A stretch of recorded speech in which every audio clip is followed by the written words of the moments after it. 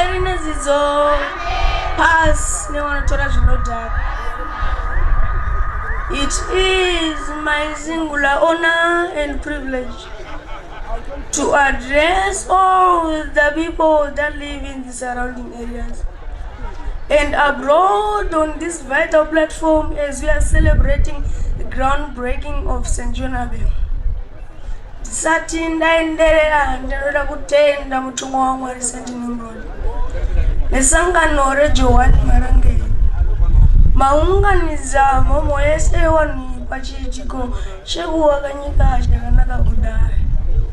Matembanuza maoko enyu pakuwanduza buliro munyika yeZimbabwe. Viva Marange, viva! Viva Marange, viva! Vana ngavadzidze kuremekedzana nokuda heart and honest way, kwete uku kunotaurwa nezvifanano. Kugwavha menozvorewei. Vana shandai nekuti haungawake nyika wakasitika. Nemiwo wabereki shandai uye shandire muvhu nekuti chimo muchebva chamuchadya. Shanda urye. Zvanzi shanda urye cheziya rinobva kumeso kwako.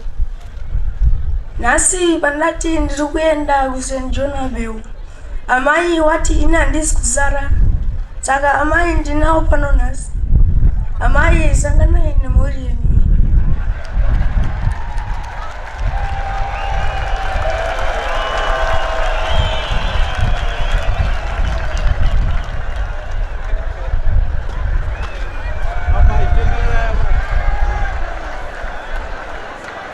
Ndisingakanganwi kutenda madzimambo ose ari pano, maministers, makanselors nevamwe magovernment officials vari pano ndinotenda.